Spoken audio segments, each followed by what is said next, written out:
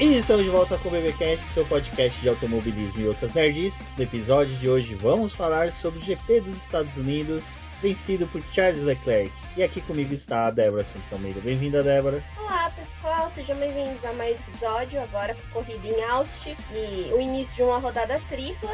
E vamos comentar um pouquinho aí do que aconteceu esse final de semana. Exatamente. Eu sou o Rubens GP Neto e agradecer a todo mundo que esteve aí com a gente nessa curtas férias que a Fórmula 1 teve, a segunda do ano. Agradecer a todo mundo que acompanhou aí, teve bastante bate-papo, muita interação. Volta do X, muita coisa interessante rolando, mas... como sempre, agradecer nossos apoiadores, aqueles que auxiliam o Boletim do Paddock, através do financiamento coletivo e contínuo após. Esse apoio é muito importante para a manutenção e crescimento do Boletim do Paddock. E para você que está aí e não conhece a nossa campanha lá do Apoia-se, entre lá, verifique se você pode se tornar um apoiador. A partir de R$1 você consegue ajudar aqui o nosso trabalho. Mas não podendo participar lá do Apoia-se, use sempre os nossos links que ficam na descrição do podcast e das nossas postagens, que é o link lá da Amazon e da Shu. Sempre que você for fazer compra em alguma dessas duas plataformas, utilizando o nosso link, a gente recebe uma pequena comissão, mas nenhum valor vai ser acrescentado no final da sua compra.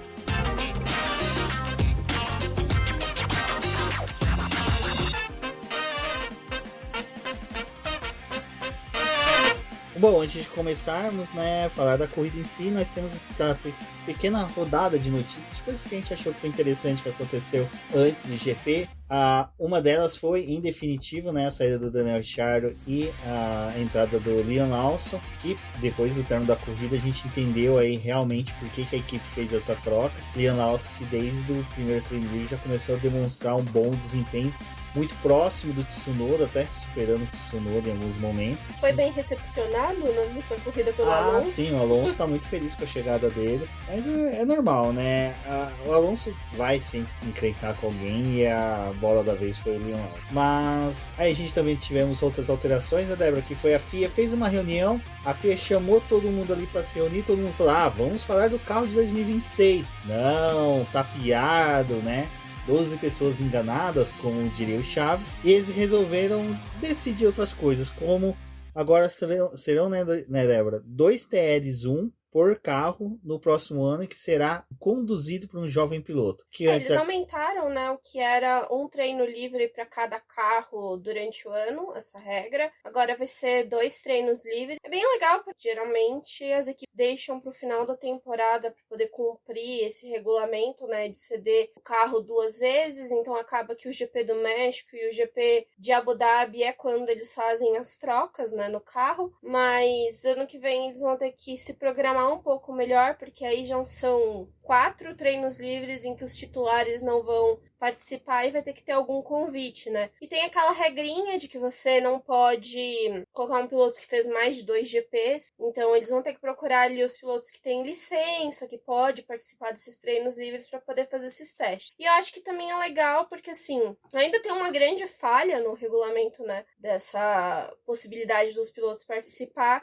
que o titular ainda, se ele é um estreante, o primeiro treino livre que ele faz com a equipe no início do ano já vale como um treino livre naquele carro. Então, acabava que para alguns times que estavam com algum novato ali para temporada, eles já eliminavam e dessa forma, né, acabava que só um carro da equipe era cedido. Então, é uma manobra aí que eles estão fazendo para poder incentivar o pessoal a testar os pilotos, né, os mais jovens em outras ações. E para o ano que vem ainda vai ser discutido a realização de uma prova sprint em Abu Dhabi só para pilotos novatos, mas é uma coisa que eles vão conversar durante 2025, mas está ali pautado que vai ser discutido. Eu acho que para 2025 ainda é possível fazer, porque o regulamento já novo em 2026 não vai aproveitar carro, não vai aproveitar motor, então se deixa a pirralhada bater, se estrupiar lá, que não dá nenhum prejuízo. Esse ano não, esse ano ainda tem, né, essa questão de que muita coisa pode se salvar, pode ser utilizada para o ano que vem, então a equipe realmente ficaria meio ressabidas no uso. Bom, e a outra, né, Débora, nosso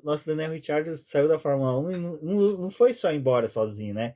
Ele pegou a malinha dele e enfiou a regra de um ponto extra pela volta mais rápida, que estava lá dentro dela. Esse ponto da volta mais rápida voltou ali em 2019, mas não deu muito certo, né? Porque a gente vê que teve já várias controvérsias do uso desse um ponto aí, na realidade, né, de como tirar esse um ponto dos pilotos que estavam entre os 10 primeiros colocados. E foi a discussão que teve depois do GP de Singapura, porque o Ricciardo foi usado para poder tirar o ponto da volta mais rápida do Norris, e o Norris que tá em batalha ali com o Max Verstappen. Aí depois a Racing Bulls e a Red Bull tentam se defender, falando que não tinha nenhum acordo entre as duas equipes, que não pediram isso pro Verstappen. Na realidade, né, não tinha pedido isso pro Ricciardo, né, pra ele ir lá fazer essa volta e tirar do Norris. Que na verdade, se essa volta mais rápida para ele no final da corrida, já sabendo que ele não ia estar na próxima prova, foi como um presente ali para ele, não sei o quê. E aí, né,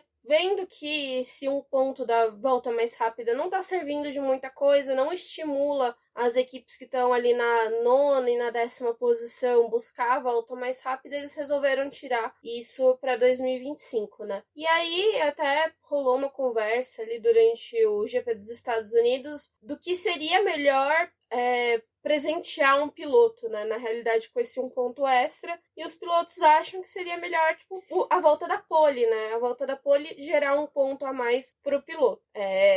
Até o Charles Leclerc, eu acho que iria ficar feliz, né, porque faz várias poles aí, mas eles não ganham. Ele comentou sobre isso, né, ele falou que ele ficaria feliz porque ele faz números poles. Assim, eu não acho que eu gostava do ponto da volta rápida, mas só que eu sempre falei que ela é mal distribuída. Eu sempre falei, sim, que devia ser para todos os pilotos que estavam na volta do líder poderiam disputar. Independente se o cara tá em 20º, tá entre os 10 primeiros, ele poderia disputar. Mas eu entendo que na época, em 2019, eu não lembro quem da FIA falou que eles não iam colocar para todos poder disputar, porque senão ia ser um festival de entrada nos boxes e ia ser muito perigoso. Porque vários pitstops sendo realizados ao mesmo tempo, você tem mais chance de pneu sair, de dar erro. O pessoal da Fórmula 1 vive nesse cagaço eterno. E não só isso, né? Porque na realidade a última volta da corrida é uma das mais cagadas que tem, né? Porque já tem gente ali no pit lane, né, no final da corrida, tanto que a gente teve vários problemas do ano passado pra cá com essas atitudes, né, de fotógrafo, do pessoal daí que já tá direcionado ali pro pit lane, e eles ficam com medo de ter uma maior quantidade de trocas e dar algum acidente. E a última notícia que a gente vai comentar aqui rapidinho, brevemente, foi que a Pirelli tinha anunciado um troféu todo bonitinho, né, todo estiloso, com a cabecinha do Mickey ali, com orelhas do Mickey, né, num capacete, para o GP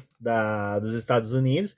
Todo mundo lá aguardando, né, o troféu na hora da entrega, mas os 3 primeiros colocados receberam uns troféus meio meh, né, vamos pôr assim. O Leclerc recebeu um troféuzinho, o restante ganhou os pneuzinhos da Pirelli, que é usado para poder presentear quem faz a volta mais rápida ali na pole, né? E até os pilotos ficaram, mas por que a gente tá ganhando pneu e não troféu? Mas depois, né, o Motorsport apurou de lá da corrida falando que a Pirelli resolveu mudar de última hora porque eles ficaram com medo de um processinho, porque o designer que fez aquele troféu que ia ser entregue era muito parecido com um outro artigo de arte, que é o Beer Brick, que também são ursinhos fofinhos, e acabam que eles colocam obras de arte nesses bichinhos, né, assim, coloridos, tem algumas temáticas. A gente tem o parecido. Bumblebee, né, em casa. A Débora, você tinha qual? Você te roubaram? Roubaram, que Não, foi furto. não lembro. Então, a gente tem o Bumblebee, que é... Cara, ele é pequenininho, tamanho de um palmo, mais ou menos. Um ursinho fofinho, mas que deu ruim, né? Deu ruim, Pirelli. Deu ruim, Pirelli. Triste, hein, Pirelli? Exato. Bom, mais uma coisa que dá pra comentar antes, até a gente comentou rapidinho sobre as 2 regras que a FIA, né, alterou agora recentemente, que foi a da volta rápida e dos jovens pilotos treinando e 2 teles agora. A gente tem que também... Não saiu nada até agora dos carros de 2026, né?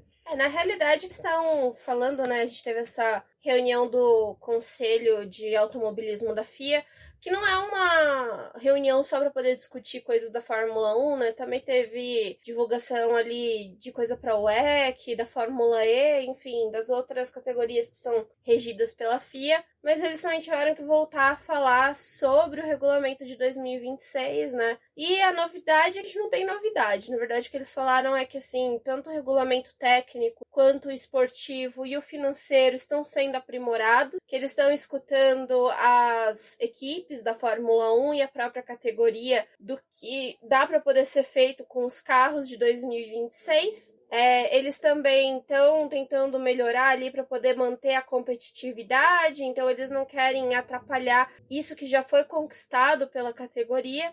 Mas, assim, níveis de downforce dos carros, o quanto que vai ter de aerodinâmica, qual vai ser o comportamento que esperam no carro, ainda não foi definido. E aí tá gerando outro grande problema, né? Porque a Pirelli já tá no momento de avaliar os pneus de 2026 e eles já fizeram alguns testes com o que pode ser o pneu de 2026, mas nem eles mesmos têm a quantidade de carga aerodinâmica que vai ser cobrado dos carros e o quanto que isso vai interferir nos pneus, né?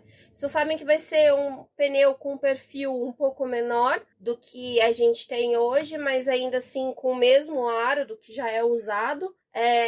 Mas eles estão assim, tipo, meio perdidos do que fazer com os pneus e para onde ir, porque a FIA não divulga para eles e as equipes também não sabem o que vai acontecer. Exato. Bom, e agora vamos para a corrida, né? Que no final, fim de semana com a sprint, eu vou ser sincero, eu acho a sprint legal, mas, cara, me dá uma preguiça do final de semana. Apenas um TL, né, Débora? Que não deu para tirar muita conclusão dali.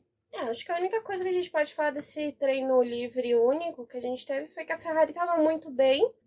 Foi um treino livre em que eles lideraram, mas ficou aquela coisa de, será que é só um fogo de palha, né? Porque só tem esse treino aí. Mas depois, no restante do fim de semana, a gente viu que a Ferrari estava bem, sim. Foi uma das poucas equipes que não levou nenhuma atualização pro carro nessa prova, né? Os outros times, como a Red Bull, a McLaren, tinham levado muita coisa pros carros, e a Ferrari não, e isso acabou chamando a atenção.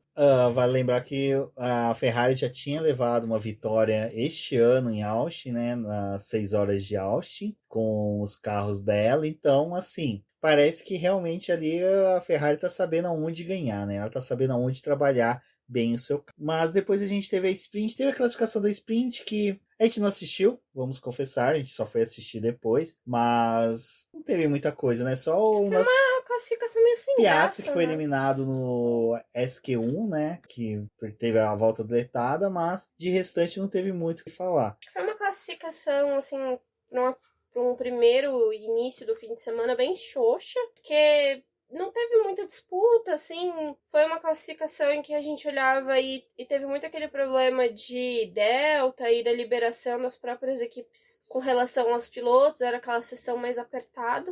O Verstappen acabou conseguindo a pole, né, dessa vida, mas não foi algo assim que, nossa, chamou muito. Exato. Bom, e depois nós tivemos a sprint daí que foi legal. A disputa ali do terceiro para trás, né, do segundo, terceiro para trás foi bem legal, foi bem empolgante. As duas Ferraris com o Lando Norris e o Russell, mas o Russell mais uma vez mostrando que é um cara que ele pensa, a cabeça dele só funciona para as próximas 3, 4 voltas no máximo, o restante da corrida seja o que Deus quiser, e a McLaren realmente e a Ferrari ali que disputaram posição pelas posições atrás do Verstappen. Acho que a gente pode dizer que quem realmente trouxe entretenimento para a corrida foi o Carlos Sainz, porque o Carlos Sainz estava nem aí com o que estava acontecendo com os outros competidores, né? Ele foi para cima do companheiro de equipe, foi para cima do Russell também, então acabou trazendo uma movimentação ali para a corrida, né? E não era algo que assim era tão esperado, mas foi interessante. Ele também tirou o que seria o segundo lugar do Norris, então ele que foi realmente assim o dono da prova, né? E de resto, acho que assim, foi uma corrida interessante, foi uma corrida mais curta, na verdade, se refletiu muito ao que a gente viu no início do GP dos Estados Unidos, que foi aquele primeiro stint ali mais disputado entre os pilotos. Bom, e agora vamos falar da classificação para a corrida, que nós tivemos Lewis Hamilton, né, Débora, sendo eliminado no Q1. Hamilton que já veio reclamando um pouco do carro desde lá da classificação da sprint, depois durante a sprint. Apesar que na sprint ele ficou ali sozinho, salvo engano, em sexto lugar, sem fazer nada praticamente, só correu no sexto. Mas depois na classificação ele novamente falou que o carro estava bem ruim, que haviam mexido no carro da sprint para classificação e o carro piorou. E depois a gente teve o nosso querido Pérez, né? Também sendo eliminado no Q2. Não é um final de semana muito bom pro Pérez, porque assim, mesmo diante de sua torcida que sempre comparece em massa em Austin, ele não fez uma boa classificação, acabou em 11º, conseguiu largar em 10º por causa do Russell, que bateu no Q3 e acabou dando a pole de bandeja para o nosso querido Lando Norris. Foi uma classificação, assim, meio esquisita, porque é o que a gente viu, né? A gente teve esse sprint no início do dia, em que o Hamilton ali não disputou nada com ninguém, mas ainda conseguiu fazer uma corrida boa. Não estava tão feliz com o carro, mas acho que estava menos desesperado, né? Ele vai fazer a classificação, não consegue sequer avançar para o Q2, né? Então já rolou aquela dificuldade ali, e até para poder entender o que tinha acontecido. Depois, acho que a maior perda da própria Mercedes foi o Russell ter batido no final da classificação. E é estranho, porque assim, a Mercedes também foi uma equipe que levou atualização para o carro e sofreu o que sofreu nessa prova, né? Então, assim, tudo muito esquisito, mas foi uma classificação que a gente conseguiu olhar para algumas coisas ali. Acho que depois a gente teve o Norris falando que foi uma das ótimas classificações da vida dele, mas na realidade ele só teve a pole porque a classificação não chegou até o final, né? Não teve aquela última volta ali rápida, porque tinha tudo pro Verstappen realmente tirar da pole dele, que tava vindo muito mais rápido do que o Norris. Exato. E aí nós vamos para a corrida onde que realmente Lando Norris e Max Verstappen disputaram ferrenhamente a terceira posição, né? Parece que os dois estavam disputando a vitória, mas foi uma disputa muito forte ali pela liderança. Bom, a gente pode falar que a batalha entre Norris e o Verstappen, né, Débora, começou ali na largada, quando o Verstappen, assim, esparramou para cima do Norris, colocando o Norris para fora da pista. E nisso as duas Ferraris ultrapassaram, sendo que o Leclerc assumiu a ponta e o Carlos Sainz ficou em terceiro lugar com o Verstappen em segundo e o Norris acabou caindo para a quarta posição. Eu já vou dar meu veredito sobre a largada. Eu vou ser sincero, eu vi muita gente falando de punição para o Verstappen, mas eu não puniria, porque normalmente no GP dos Estados Unidos aquela primeira curva é daquele jeito, sempre com alguns pilotos saindo de pista, alguns sendo empurrados, é normal, são 20 carros que são afunilados ali. Eu acho que é aquela coisa, o que o Verstappen fez normalmente é errado, não é algo correto, sim. Porém, várias corridas anteriores que a gente viu no GP de Austin, a gente viu tolerância na primeira volta com esse movimento, mas isso não dá brecha para depois o Verstappen prosseguir da forma que ele fez lá na disputa do final da corrida, mas depois a gente comenta sobre isso. Eu acho que pro início ele acabou chamando atenção a manobra que o Leclerc fez, né? Foi um bom ataque ali para poder conseguir a primeira posição. E de novo, assim, tipo, o Norris acabou perdendo um pouco ali na disputa com o Verstappen, né? E não perdeu só a ponta, né? Ele caiu para o quarto lugar, as Ferrari estavam muito bem, a McLaren ali já dava para poder ver que eles tinham perdido a chance de conseguir uma vitória. E eu acho que, assim, você tá disputando o título, né? Ainda tem aquela esperança de que o Norris consiga chegar no final do campeonato brigando com o Verstappen, mas dessa forma não é o ideal, né? Só que, de qualquer forma, foi mais uma confirmação de que a Ferrari estava muito bem esse fim de semana. Eles fizeram uma corrida muito, muito sólida. Então, a manobra ali do Leclerc, o próprio Sainz brigando ali, assim, era aquela coisa, mas se eles não passassem na largada, ia ter disputa, pelo menos pelas voltas iniciais ali da corrida. E eu acho que, assim, até o próprio Sainz poderia ter ido um pouco além na briga com o Verstappen, mas acabou sentindo uma certa dificuldade ali com o carro. Mas, de qualquer forma, a Ferrari estava bem ligada com o que estava acontecendo em pista no final de semana. Exato. Bom, e aí a gente tem a pergunta da Aninha, em que ela fala se as punições dadas durante o GP foram bem aplicadas. Primeiro, obrigado, Aninha, pelo envio da pergunta. E por que eu acho que também surgiu um pouco essa dúvida? A gente teve o Russell, né, que foi punido por empurrar o Bottas para fora da pista, mas o Russell não chegou a sair da pista. Ele saiu um pouco. Esse é um pouco? Então, essa que é a questão. Ele saiu metade do carro, mas não saiu todo. Ele ainda tava com 2 rodas dentro da pista. Qual que é a diferença, então, entre o lance do Russell pro do Norris e do e não tem só esse, né? Também teve o do Tsunoda com o Albon, que foi quase a mesma coisa que aconteceu com o Russell ali. Ele empurrou o Albon para fora da pista. E essa também foi uma punição em que os comissários analisaram ali e falaram que tinha jogado um outro participante para fora da corrida e deram 5 segundos, né? Em todas as punições que teve esse fim de semana, a única coisa em que bateu ali com a conformidade foi os 5 segundos, e todos eles falaram assim, a gente poderia dar 10 segundos, esse seria o mais normal para essa condução que vocês tiveram. Mas a gente tá dando 5 segundos pelo que aconteceu no lance, enfim, tá? Então, tirando assim, dá pra entender que o do Russell e do Verstappen foi mais parecidos, porque fosse como o Verstappen tivesse colocado o Norris pra fora da pista. Assim, se a gente for levar em consideração, né, o Russell e o Verstappen estavam basicamente na mesma trajetória. Esses 3 incidentes aconteceram na mesma curva, que foi na curva 12. Só que o que seria parecido nesses 2 lances é que, na realidade, o Russell e o Norris estavam em posição de ataque, né, com os adversários.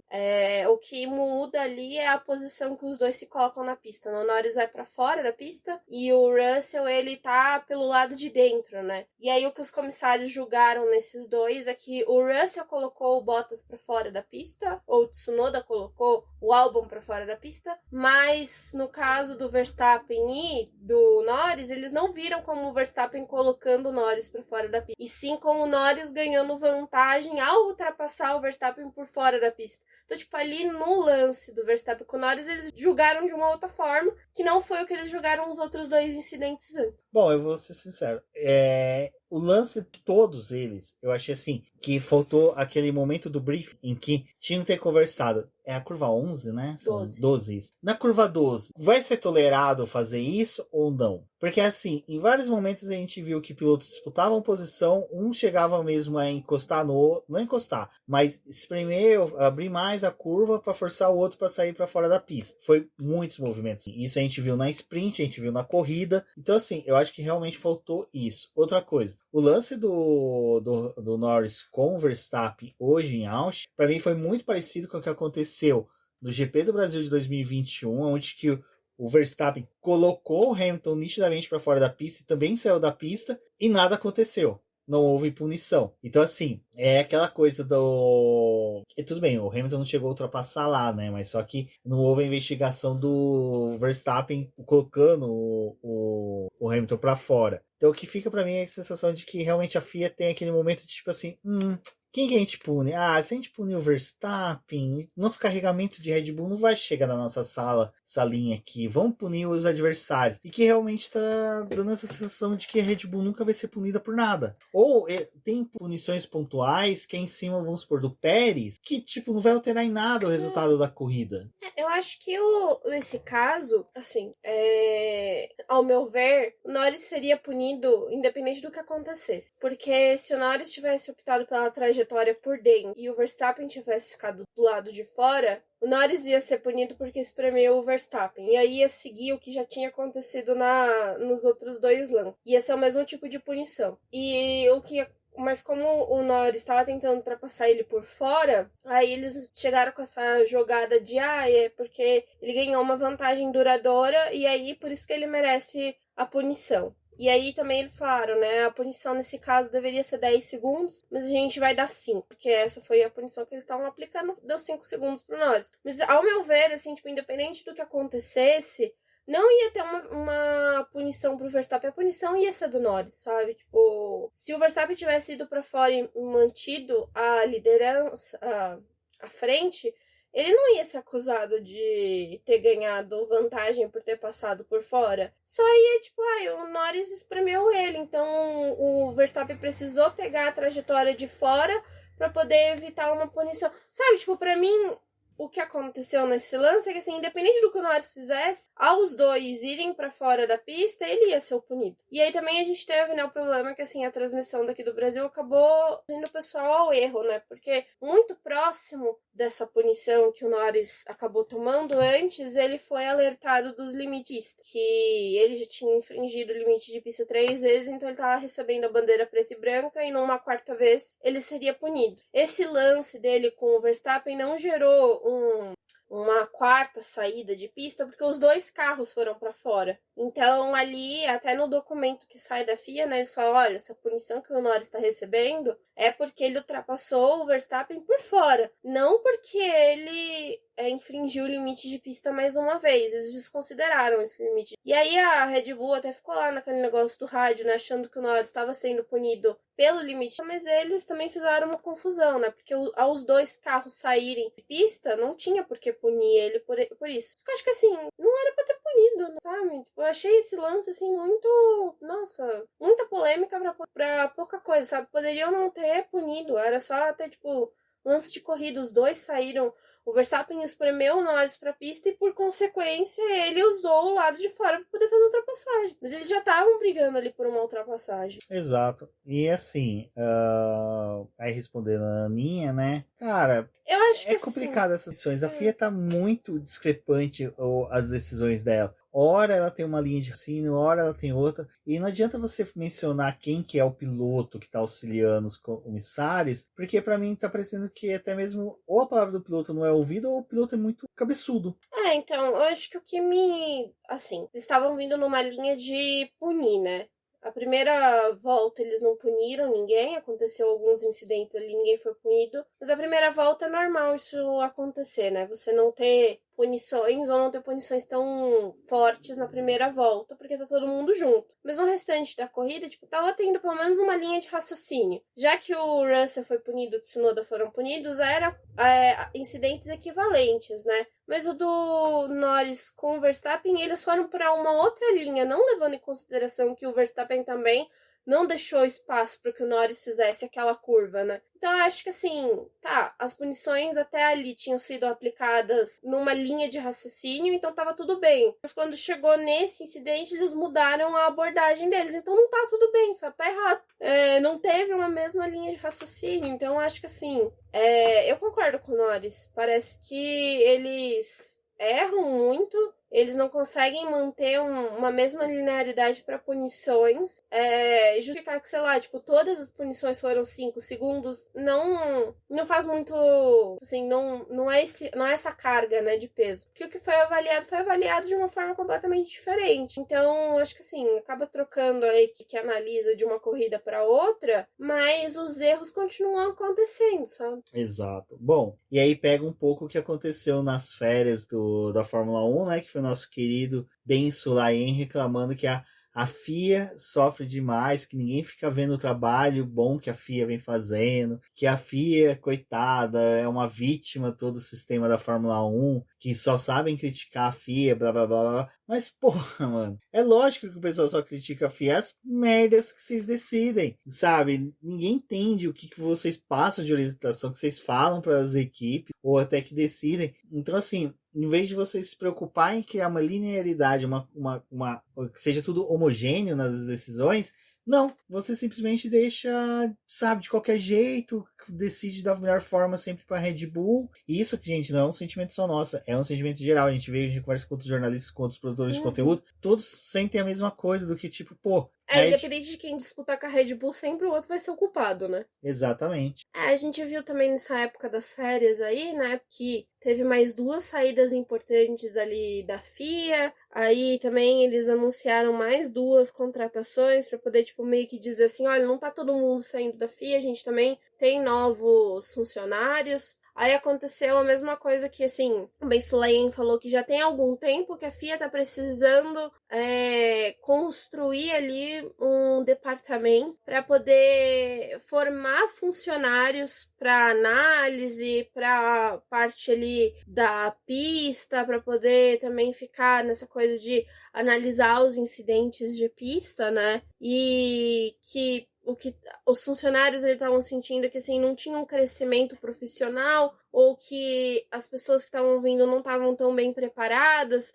porque muito do que a FIA tem hoje são profissionais voluntários, não é pessoas contratadas, né? Então, tipo assim, de evento em evento eles têm alguns voluntários para poder trabalhar com eles. Então, eles querem fazer ali um departamento para poder formar pessoas aptas a trabalhar em pista e em outras partes da FIA. E vamos ver se isso aí pode melhorar, né, de alguma forma, se assim, ter mais funcionários. Só que ao mesmo tempo que eles estão falando isso, né, desse departamento, essa semana mesmo o próprio presidente da FIA falou, olha, se a Fórmula 1 der de inventar de fazer uma 25ª corrida, a gente não tem funcionário para poder fazer essa quantidade de corrida.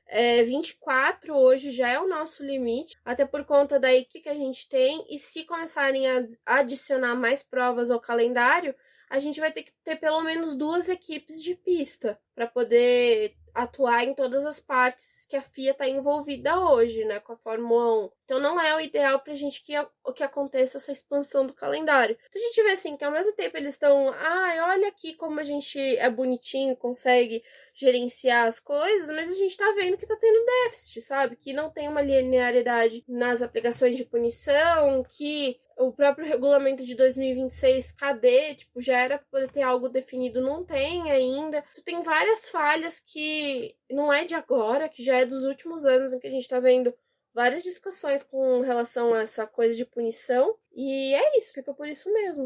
Vamos ver como é que vai ser as cenas dos próximos capítulos e ver como vai sair a FIA dentro dessa disputa do campeonato, né? Porque vai ficar mais acirrado. E ainda mais que a gente tem a chance aí da própria Ferrari vir a ser segunda colocada do campeonato de construtores. Eles falam tanto de não querer interferir no campeonato, não sei o que, né? Mas acho que o que tá todo mundo sentindo é que na realidade dos últimos anos pra cá a FIA tá tentando ter um protagonismo em cima do campeonato que é muito ruim pro esporte. Porque eles são a autoridade maior do esporte, né? Eles estão ali pra poder regulamentar. E ao mesmo tempo eles estão ali tentando roubar a cena do que os outros estão fazendo. Bom, em quem a gente não conseguiu ver muito o que estava fazendo, porque ficou pianinho, quietinho, foi o Oscar Piastri, que chegou em 5º lugar. Não atrapalhou ninguém, não fez nada de errado, ficou ali na dele, disputou um pouquinho com o Pérez, disputou um pouquinho com os demais pilotos, mas chegou no seu 5º lugar, né, levando mais pontos aí para a McLaren na disputa do Mundial, já que ele chegou na frente do Pérez, né, conseguindo aí bons pontos à frente do Pérez.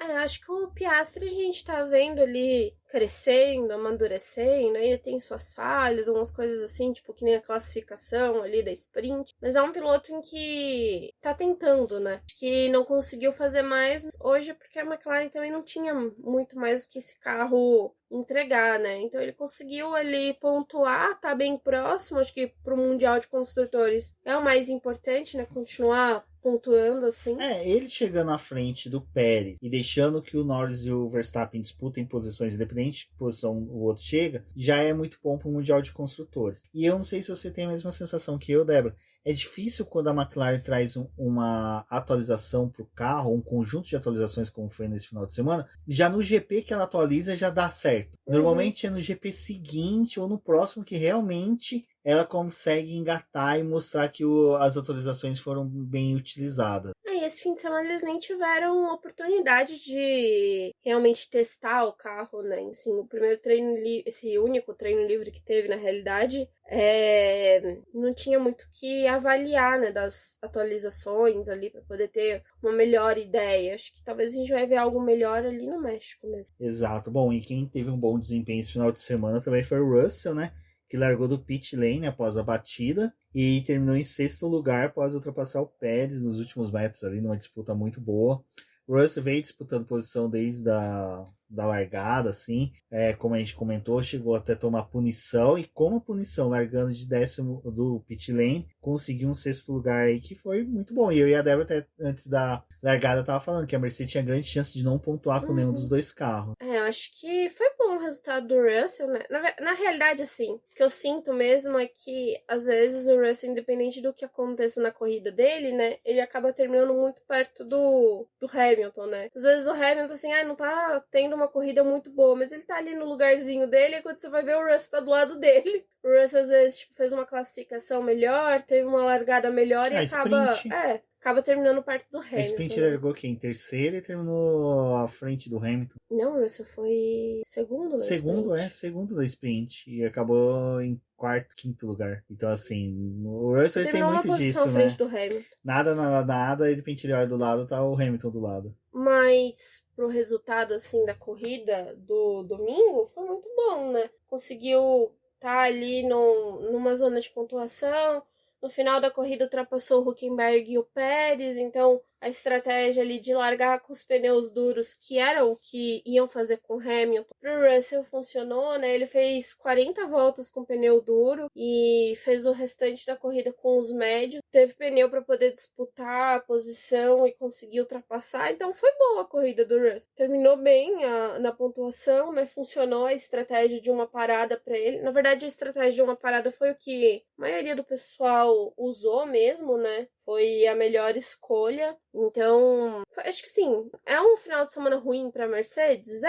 Foi bem ruim. Acho que para quem tava disputando ali pódio e tinha uma perspectiva melhor pro restante da temporada, foi um final de semana bem desafiador, mas pelo menos o Russell conseguiu salvar uns pontos hoje. Exato. Bom, outro que foi destaque foi o Hülkenberg, que chegou em 8º lugar, largando da 12ª posição atrás do Magnussen, que largou em 9º. E no final, né, Magnussen acabou chegando em 11º e o Hülkenberg em 8º. Outro que também soube desempenhar um bom papel aí no final de semana, correu bem o Hülkenberg. A Haas, na verdade, né, foi uma grata surpresa no final de semana. As duas pontuaram na sprint, que já é uma pontuação reduzida, só os 8 primeiros, as duas pontuaram. A Haas realmente aí na mão do novo chefe de equipe tá se mostrando muito melhor e tendo um melhor desempenho de todos os tempos, assim, eu acho que só tirando lá o que 2016 que ela chegou, 2017 que ela conseguiu muito lugar do campeonato, a Haas tá muito bem para esse ano e tomara que siga assim pro ano que vem. O que a gente não comentou, né, da Haas, que eles trouxeram agora com uma parceria técnica com a Toyota, né? Nossa. A Toyota vai ceder para a Haas o que eles não têm. Então, a Haas também é possível que, não para agora, né? Mas nos próximos anos, adquira um centro de simulação para que eles possam testar ali as peças do carro, testar novas possibilidades para poder usar ao longo do ano, porque a Haas hoje, ela consegue fazer a simulação do carro dela, do que eles estão tendo de trabalho, só no início do ano, assim, tipo, antes do começo do campeonato. Porque ao longo do ano, com 24 corridas, eles não conseguem enviar o pessoal, né, da equipe para poder ir para Maranello, usar o simulador da Ferrari para poder verificar as novas peças e o que eles vão levar de novidade. Então, a Toyota vai ajudar eles a montar esse centro de simulação na sede deles, né? E aí, a Ferrari ainda vai continuar fornecendo as peças, fornecendo o motor, ajudando a Haas em algumas coisas, mas não vai ter conflito com a parceria que a Toyota vai fazer com a Haas. Então, assim, já foi um final de semana que eles trouxeram novidade pro carro. A Haas tá tentando conquistar mais alguns pontos. O Magnussen e o Hülkenberg foram bem no sábado, então tá chamando a atenção, assim. Pelo menos, acho que é uma das coisas que a gente era muito crítica na época do Gunter, né? Em que a gente via, tipo, o Gunter trabalhando com a Haas, com pouco dinheiro, com pouco investimento ali, mas também não ia muito atrás de tentar melhorar a Haas, né? Era só aquilo ali mesmo e ia passando os anos, a Haas só decaindo. E agora com esse 1 ano aí, né, que ainda vai completar com o Ayan no comando, olha quanta coisa ele já fez, né? Tipo, por mais que a Haas ainda não vá produzir o carro, né, o chassi em si, a Dallara que vai continuar produzindo, mas eles estão com as melhores parcerias. Eles têm a Dallara, a Ferrari, a Toyota agora. Eles estão conseguindo usar essas coisas de tipo, a gente dá visibilidade para a Toyota de ter o nome no nosso carro e de conhecer um pouco mais a Fórmula 1, mas a gente vai usar a Toyota para outras coisas, fora o investimento em dinheiro que vai vir para eles também, que acho que é o mais importante, né? Então já é algo bem interessante, assim, tipo, a gente tá vendo que a Haas tá se movimentando para não ficar eternamente no final do grid. Bom, e os 2 rookies da temporada, né, que é o Lawson e o Colapinto, olha, 2 pilotos que não tem o que se colocar de defeito na corrida dos dois esse final de semana. Ambos entregaram muito bem. O Liam Lawson retornou muito bem, entregando o resultado. Olha, ele fez muito mais em uma corrida do que o Ricardo fez na temporada completa, porque o Lawson, vale lembrar que ele largou de 19º e acabou ali chegando na 9ª colocação à frente, né, do Colapinto, conquistando aí 2 pontos. E isso para mim acho que já vale muito. Lembrando aí que a equipe vem realmente para analisar não só a Racing Bulls, mas a Red Bulls também vai analisar o desempenho do Liam Lawson, e olha, o que ele entregou hoje, muito melhor do que o Pérez, que chegou em 7. Me desculpa, o 9º lugar do Liam Lawson não desabona nada nele numa disputa aí pela posição da Red Bull em 2025. Eu acho que a gente tava naquela expectativa do que o Lawson poderia fazer. Já foi um final de semana, assim, excelente, né? Muda a perspectiva que a gente tem do que a própria equipe pode entregar. O Tsunoda tava se esforçando demais, e aí muitas vezes de menos com ele. Também tinha uma má vontade com o Tsunoda, né, em algumas escolhas ali para poder tentar valorizar os resultados do Ricardo. Já estava na hora dessa mudança acontecer. Acho que o Lawson tá vindo aí fazendo um bom trabalho, chamando atenção. Acho que tem tudo para poder, pelo menos essas próximas 5 corridas que ainda tem, a gente ver algo melhor, né? Até foi uma escolha da própria Racing Bulls, né, trocar o motor inteiro do Lawson, então ele tá com um motor completamente novo para poder terminar a temporada. Eles fizeram uma mudança ali, tipo, olha, a gente tá te dando basicamente um carro novo para você mostrar o que você pode nessas próximas 5 corridas, né? Então, faça o seu trabalho aí, impressione a gente e a gente vai tomar uma decisão do que vai ser o futuro da Red Bull e da Racing Bulls para o próximo ano. Exato, e aí tem a pergunta da Aninha, né? Que ela pergunta se Tsunoda sentiu a entrada do Liam Lawson. Posso dizer a mesma coisa do álbum em relação ao Colapinto? Acho que não que assim, que o Tsunoda tenha sentido a entrada do Lawson, mas é porque ele vê que o Lawson é um desafiante e vai bater de frente com ele, né? Acho que o Tsunoda teve um grande avanço do ano passado pra esse, assim, tipo, mudou muito. Mas ele ainda é um piloto que tem algumas falhas, mas é que ele é muito novo, né? Mas eu acho que não é que ele sentiu a chegada do Lawson, é mais porque ele sabe que, assim, com o Lawson não tem o que fazer. E acho que a disputa agora com o Lawson dentro da equipe é mais justa. Tipo assim, ele pelo menos vai ver que ele não vai ser tão prejudicado quanto era a Racing Bulls fazendo algumas coisas com o Ricardo para poder inflar os resultados do Ricardo e tirar um pouco do que o Tsunoda podia entregar. Não, e teve o lance também que o Tsunoda nessa corrida ele foi muito prejudicado porque a equipe chamou ele cedo para os boxes, não soube administrar o primeiro stint com ele. Ele ficou muito preso ali atrás dos outros pilotos, a disputa de posição, principalmente atrás do Gasly.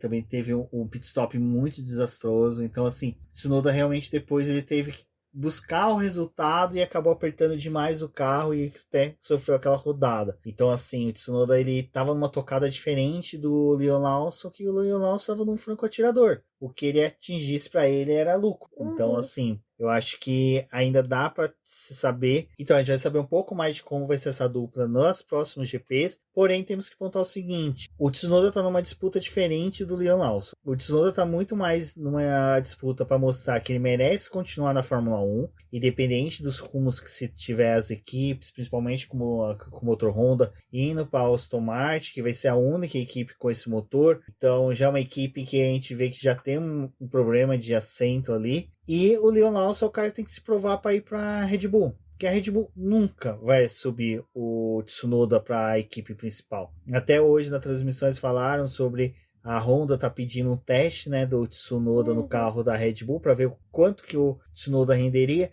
Eu acho pouco provável que aconteça, porque a Red Bull não vai querer demonstrar que ela errou em segurar o Pérez na posição, sendo que ela tinha um piloto bom na Racing Bulls. Então, até a própria dinâmica do que os dois pilotos vão fazer em pista é diferente. Já na questão do Albon e do Colapinto, eu não vou dizer que o Albon sentiu, porque eu acho que o Albon já está um pouco casca grossa, mas eu acho que o Albon ele tem que ficar um pouco mais atento, porque é uma coisa que eu comentei em um BBcast passado, e que o Colapinto ele é o cara que ele vai continuar a reserva da McLaren não, desculpa, da Williams, pode retornar para a Fórmula 2, fazer mais uma temporada da Fórmula 2, fazer até uma temporada brilhante na Fórmula 2, porque ele vinha bem na F2, e esperar o contrato do Albon acabar. Ele já mostrou que supera o Albon, ele já mostrou que ele é melhor que o Albon, ele só precisa mostrar que a equipe pode ter confiança nele. E até hoje ele brincou, né, que a equipe pediu para ele largar de pneus médios, ele falou não, que ele queria de pneus duros, porque ele queria ter um stint maior e assim poder ficar um pouco mais tempo de cara para o vento e assim economizar pneu para poder chegar, ter um stint menor e um pouco mais rápido com os pneus médios. E ele brincou falando que se caso a equipe não quiser continuar com ele como piloto, ele pode continuar como engenheiro de estratégia, já que ele está tendo boas estratégias na equipe. Então, só disso já é legal. E assim, Aninha, eu acho que o Albon ele tem que ficar de olhos abertos, olhos bem abertos, assim. Corre um sério perigo da renovação não acontecer. Eu acho que, assim, em relação ao Albon, é um piloto que ele é bom para Williams, mas ele não era aquele piloto incrível, fantástico, né? Os companheiros de equipe dele também não, assim, né? Tipo, correr com o Sargent não foi grandes coisas. Então, talvez o que a gente pode falar do Albon, que ele é um piloto ok. Bom, trabalha ali com o time, mas que tem a possibilidade de outros pilotos fazerem algo melhor, né? Então, assim, nossa, foi um final de semana bem interessante, né? Pra poder olhar o Albon e o Colapinto. Tinha uma certa dúvida se a escolha da Williams de trazer um outro novato ia funcionar, e deu certo. O Colapinto tá fazendo dele, né? Ele tá querendo permanecer na categoria, tá tentando encontrar algum espaço ali no grid, né? Eu também falei em outro episódio, né? Por que não emprestar esse menino, talvez até pra própria Red Bull, né? Tipo, sobe o Lawson e dá uma oportunidade pro Colapinto ali do lado do Tsunoda por um ano, talvez, até o menino conseguir uma vaga efetiva na categoria, mas tá sendo bem interessante ver a Williams, pelo menos o potencial que eles têm, né? E o Colapinto conseguiu mais um pontinho aí pra Williams, fez um bom trabalho, quase conseguiu 2 pontos, né? Porque tentou fazer aquela volta mais rápida ali no final da corrida. Até no final da prova ele brincou, né? Falando do Albon não, né? Do Ocon, que o Ocon foi lá no finalzinho da corrida e botou o pneu macio pra poder tirar a volta mais rápida do Colapinto, e ele falou, olha, achei desnecessário fazer isso daí, tem que poupar borracha, né? Ou o meio ambiente.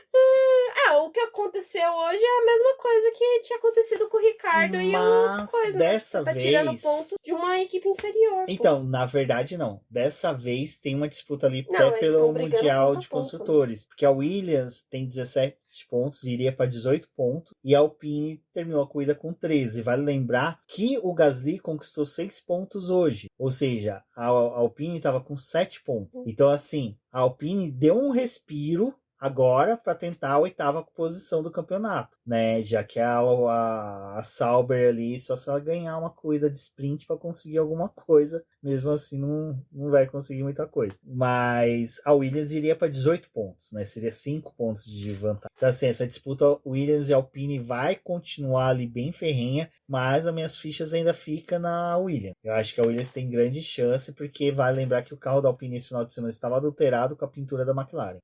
Alguma coisa eles tinham que fazer, né? Pra poder tentar alguma coisa, mas não basta só copiar a pintura, tem que copiar o carro. Mas na disputa do campeonato, muito bonito ver o que a Ferrari tá fazendo. Olha, eu tenho que dar o braço a torcer que o Leclerc tá fazendo uma temporada monstruosa. Ele tá disputando realmente, ele tá focado. Primeiro foco dele foi distanciar do Piastri no Mundial de Pilotos. Depois, agora, é conseguir levar a Ferrari pro vice-campeonato de construtores, que eu acredito que deva acontecer já no México. Acho que no México a Ferrari já deve obter essa vantagem sobre a Red Bull. A Red Bull tá com 504 pontos e a Ferrari tá com 494, são 8 pontos de diferença. É praticamente o desperdício que é ter Sérgio Pérez no carro, porque o Pérez hoje fez 6 pontos. Tipo, a Red Bull hoje, somados, fez 21 pontos. É menos do que o Leclerc conseguiu com a vitória. Então, assim, tá muito feio pra Red Bull. Tá muito feio pra Red Bull continuar com. Eu vou ser sincero, eu esperava terminar o GP do México e falar assim, Pérez, nem vai pro Brasil. Fica aí, lá no Brasil a gente vai anunciar o Lawson. Ou anunciar o Ricardo, só pra terminar a temporada. Qualquer um. Vamos pegar qualquer um piloto aí que estiver passando na rua, a gente coloca no lugar. Porque, olha, tá feio. Pérez tá falando que não vai se aposentar, né? Que o que estão dizendo aí na mídia, ele vai anunciar a aposentadoria dele no México. Mas, sei lá, né? Pelo menos a Racing Bulls não deixou o Ricardo escolher quando ia aposentar ou não, né? Eles aposentaram o Ricardo. E aposentaram bem. Então não deixem a equipe te aposentar, sabe?